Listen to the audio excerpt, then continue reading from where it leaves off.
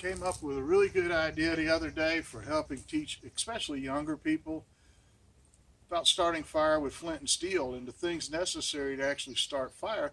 And I call it my fire recipe bag. So give me just a minute to get set up here and we'll do it. Bag's a great way to start. It contains a quarter cup of fat wood, a quarter cup of jute tinder, and it's topped off with some char cloth. So let's see how all that works together. We'll drag it all out here.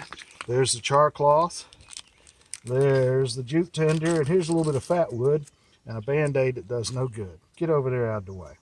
So with the char cloth, what we're going to do is we're going to take, I use one big full piece just for grins and giggles. We're going to take the char cloth and our jute tinder, and I'm going to take about half the jute tinder. Okay, and we're going to kind of open it up a little bit like that. And I went out and gathered some straw, leaves. This would be kind of a bird nest sort of affair that everybody talks about. And I'm going to just set it aside for a minute, and also some twigs and sticks and the fat wood. Now what I would do with the fat wood if I were you is, these are pretty chunky pieces. I would take and split them, perhaps all the way down to even splinter size pieces, because when this stuff does catch, it will burn very hot, and it'll burn for a little bit and give you a little advantage. And really, you don't need to use all your char cloth or all your fat wood whenever you start your first fire. So let's see how this works out. One of my favorite strikers is just an old file that's been bent, and a little piece of flint. You don't need a huge rock. You just need flint, quartz, any hard rock that will chip off the metal and cause a spark. And you look for a square edge like this to, look at that. So now what we're going to do is we're going to put our char cloth right on top of our rock, just like that. And we're going to take our striker and our rock and miss it the first time. I need to get rid of that little piece. It's kind of aggravating. So here we go. Did you see those sparks the first time I hit it? And of course, when you're getting ready to do a video, what can go wrong will. Let's turn this around here. This edge. Oh my. Here we go.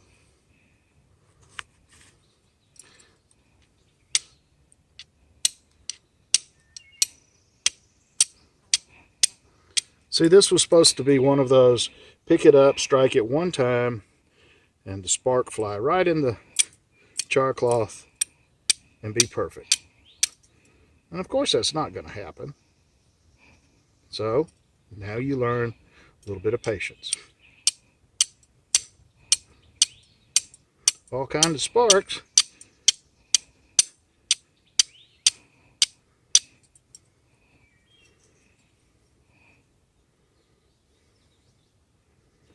I do things in real time because I want you to see I don't doctor videos. This is the way it goes in real life sometimes. You hit, you throw sparks, and they go everywhere except where you want them. You see that? Again, don't get too big a hurry. Take a little bit of time. And I don't know, can you get that on camera? Does the red show up? There's a whole bunch of red there. See it? So what we're going to do now is we're going to lay our char cloth in there. Put our little tinder bundle on top of it. Close it up just a little bit and be careful because that thing is really, really hotter than it looks.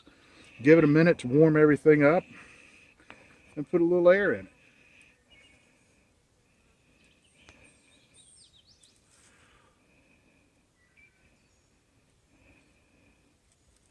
You see the smoke?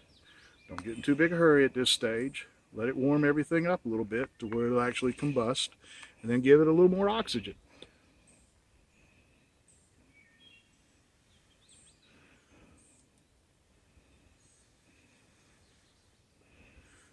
Again, be a little bit patient.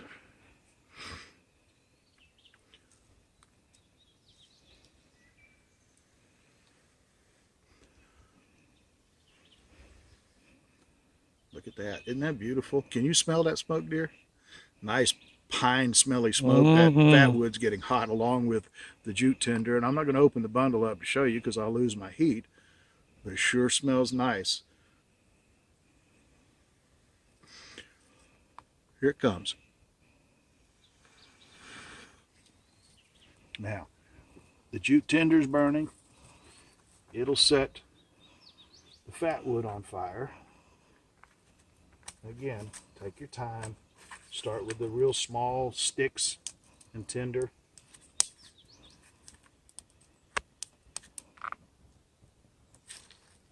And then you can throw the larger stuff on.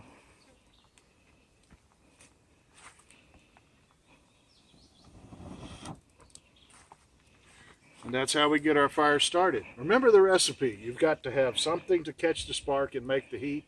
That's the char cloth. You got to have real fine tinder. There we go. And then you've got to have a little bit of fuel to get it started. And I'm going to tell you, there's nothing better than good old southern pine fat wood. So there you are. Think about the recipe bag.